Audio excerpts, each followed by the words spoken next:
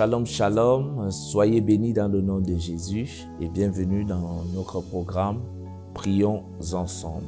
Prions ensemble, c'est un programme d'édification, c'est un programme de prière, c'est un programme de partage de la parole de Dieu. Alors mon frère, ma soeur, si tu es nouveau dans la chaîne, je te prie de t'abonner, d'activer la cloche de notification pour recevoir de temps en temps nos enseignements et pareillement de partager. Parce que quand tu partages, cela bénira un frère ou une sœur. Et pendant que tu es en train de partager, la grâce de Dieu te localise et une bénédiction spectaculaire descend dans ta vie. Alors partage pour que ce message puisse atteindre une personne quelque part dans ta famille ou autour de toi qui aura besoin effectivement de ce message. Parce que le thème de ce jour, c'est un thème intéressant. Il est intitulé « Vaincre les autels maléfiques et bâtir l'autel de Dieu ». Comment vaincre les autels maléfiques et bâtir l'autel de Dieu? Mon frère, ma soeur, il faut que tu connaisses la volonté de Dieu pour ta vie. La volonté de Dieu est que nous devons nous accomplir. Nous devons accomplir le but de notre existence. C'est pourquoi nous avons été créés. Nous avons une mission qui nous a été donnée par Dieu. Nous ne sommes pas sur terre au hasard. Si nous sommes sur terre, c'est parce qu'il y a une mission, il y a un objectif pour lequel Dieu nous a créés. Que tu sois né en Afrique, que tu sois né en Amérique, en Asie, quel que soit le pays où tu es né, sache que tu es né pour venir accomplir une mission. Pour cela, Dieu nous a dotés des dons, des talents, des rêves. Des rêves, les dons, les talents sont des indicateurs que Dieu a mis en nous pour nous montrer la direction que nous devons prendre dans la vie. L'angle par lequel Dieu voudrait que nous puissions agir, que Dieu voudrait que nous puissions exceller. C'est la volonté de Dieu. Certains d'entre nous ont été appelés à être des présidents de la République. D'autres ont été appelés à être des ministres, des chefs d'entreprise, des footballeurs, des artistes, des médecins. D'autres ont été appelés à être des enseignants, des pasteurs, des prophètes, des apôtres. Il est écrit dans Éphésiens 4 au verset 11 que certains ont été appelés à être des pasteurs, d'autres des évangélistes, d'autres des apôtres.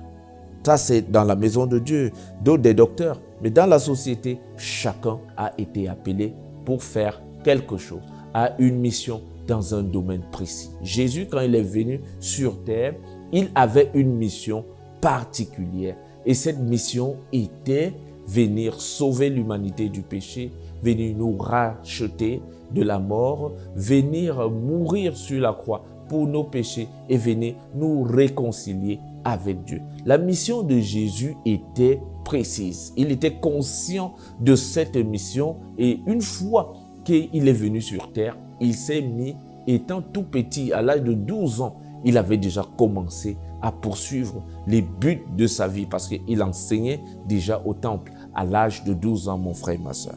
Donc, chacun d'entre nous, toi qui m'écoutes, il y a un but pour lequel tu as été créé. Il y a un objectif pour lequel Dieu t'a créé. Une mission avec laquelle, lorsque tu venais sur terre, Dieu t'a créé. Donc, dans chacun des aspects de l'existence sur terre, nous avons été appelés pour accomplir une mission. Dieu veut que nous puissions exceller dans les domaines auxquels il nous a appelés. Si tu es médecin, si Dieu t'a appelé dans la médecine, Dieu voudrait que tu sois un grand médecin. Si c'est dans les affaires, dans le commerce, Dieu veut que tu sois un grand commerçant, un grand homme d'affaires. Si c'est être président de la République, un dirigeant, un administrateur, Dieu veut que tu puisses marquer le temps, marquer ton histoire, que tu sois un des meilleurs présidents. Dieu veut que nous excellons. Si tu es un chef d'entreprise, si tu es pasteur, si tu es évêque, si tu es apôtre, si tu es diacre, Dieu veut que tu puisses être meilleur dans ton domaine. Ça, c'est la volonté de Dieu. Parce que lorsque nous atteignons les sommets, nous manifestons la gloire de Dieu. Mais quel est le constat, très chers frères et sœurs? Le constat que nous pouvons faire, c'est que plusieurs peinent à trouver leur chemin. Plusieurs enfants de Dieu peinent à trouver leur chemin. Et c'est ça qui est regrettable. Il y a plusieurs personnes qui ne savent pas exactement quoi faire, quelle est leur mission, quel est le chemin qu'ils doivent suivre. Oui, plusieurs personnes peinent, des enfants de Dieu, des chrétiens nés de nouveau, ne savent pas exactement quelle est leur mission, quel est leur but. Elles tâtonnent de gauche à droite, elles commencent des choses ici, elles n'achèvent pas. Elles partent de l'autre côté, elles n'achèvent pas parce qu'elles n'ont jamais compris le but pour lequel elles ont été créées. Mon frère, ma soeur, je vais te dire, regarde tes dons, regarde tes talents, regarde tes rêves. C'est des points, c'est des indicateurs. C'est des indicateurs que Dieu nous a donnés pour vous montrer, pour nous montrer le chemin qu'il voudrait que nous suivons. Pour nous montrer la mission à laquelle nous avons été appelés. Joseph avait des rêves. Il avait rêvé qu'il sera grand, qu'il sera un grand, et il est devenu grand. C'est vrai que le chemin n'a pas été facile, mais Joseph est devenu ce qu'il rêvait. Et il y a un rêve dans ta tête. Il y a un don que Dieu t'a donné. Il y a un talent que Dieu t'a donné. La question que je vais te poser, qu'est-ce que tu as fait de ce don? Qu'est-ce que tu as fait de ce talent? Qu'est-ce que tu as fait de tes rêves? C'est la question que je te pose aujourd'hui, mon frère, ma soeur. Pose-toi cette question. Qu'est-ce que tu as fait de tes rêves d'enfance? Parce que ces rêves sont des indicateurs qui te montrent ta mission sur la terre. Et tu ne peux que prospérer lorsque tu agis dans le champ d'intervention que Dieu t'a appelé à agir. Aujourd'hui, nous sommes dans une société où les personnes se débrouillent. Les personnes se débrouillent. Les gens sont dans des domaines où ils ne sont pas appelés. Les gens travaillent dans des domaines où ils ne sont pas appelés. Mais comment vous allez exceller? Comment tu vas exceller lorsque tu travailles dans un domaine où tu n'as pas appelé? Il est clair que tu ne vas pas aimer ce travail.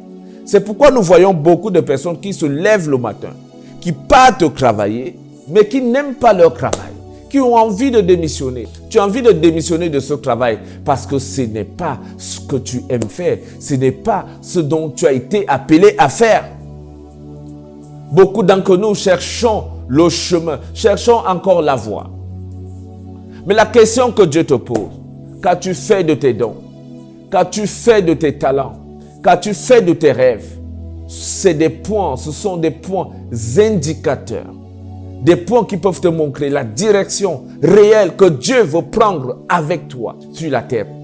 Ces points indicateurs sont les éléments qui peuvent te montrer la mission que tu as été appelé à faire sur la terre.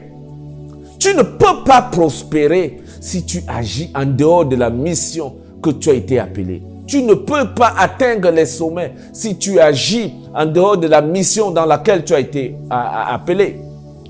Tu ne peux pas prospérer si tu fais un travail que tu n'aimes pas.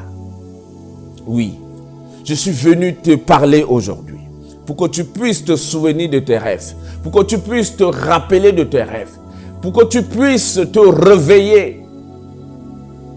Plusieurs personnes n'ont pas pu exceller, tout simplement parce qu'elles sont dans la débrouillardise. Regardez dans la société, regardez toutes les personnes qui ont vraiment compris leur mission, leur appel. Regardez comment elles ont excellé. Regardez les footballeurs, regardez certains artistes. Regardez certains hommes d'affaires qui ont compris leur appel. Regardons comment ils ont excellé. Mais toi, tu ne peux pas exceller. Nous ne pouvons pas exceller. Parce que beaucoup d'entre nous, nous sommes dans des domaines que nous n'aimons pas. Nous sommes dans les domaines où on n'a pas été appelés. Nous faisons des choses que nous n'aimons pas. C'est pourquoi on travaille avec de la peine. C'est pourquoi quand le jour se lève, on peine à aller au travail. On travaille, on n'est pas satisfait. On travaille, on veut démissionner. On ne se sent pas à l'aise. Parce qu'on est en train d'œuvrer en dehors de la mission pour laquelle nous avons été appelés. Jésus avait une mission précise. Et quand il est venu, étant petit, il a commencé à suivre, il a commencé à travailler pour sa mission. Il a commencé à travailler pour ta mission. La question que je vais te poser, quand est-ce que toi, tu vas commencer à travailler pour ta mission? Quand est-ce que tu vas commencer à travailler pour tes rêves? Quand est-ce que tu vas mettre tes dons et tes talents en pratique, ce que tu sais faire, ce que tu fais sans que tu n'aies besoin qu'on ne te paye, ce que tu fais sans que tu n'aies besoin qu'on ne te donne de l'argent? C'est là que tu as été appelé. Plusieurs d'entre nous peinent à trouver le chemin. D'autres peinent à s'accomplir. Oui, les obstacles, que des obstacles, que des obstacles, que des obstacles. On fait une affaire, ça ne marche pas. On met l'argent, ça se perd, ça disparaît. D'autres ne savent même pas quelle direction prendre. Ils sont perdus. Beaucoup d'entre nous sont perdus. On ne sait pas quoi faire. Quoi faire? Perdus dans le mariage, perdus dans les business, perdus dans les projets. Rien ne marche, rien ne marche, rien ne marche.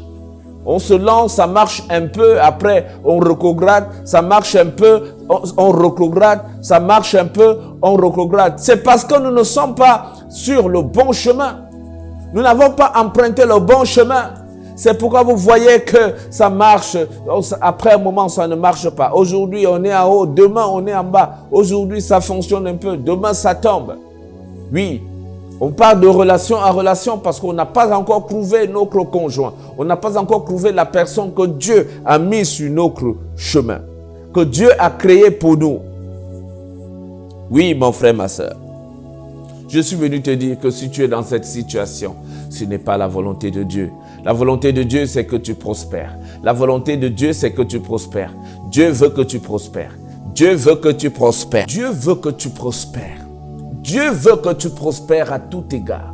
Dieu veut que tout ce que tu entreprennes, que tu réussisses, que ce soit le mariage, que ce soit le commerce, que ce soit les affaires, les business. Dieu veut que tu prospères. C'est la volonté de Dieu. Parce que Dieu sait que tout ce qui ne progresse pas stagne. Tout ce qui ne progresse pas stagne. Et quand ça ne stagne pas, ça regresse. Regarde ta vie. Regarde ta vie. Est-ce que tu progresses? Est-ce que tu progresses?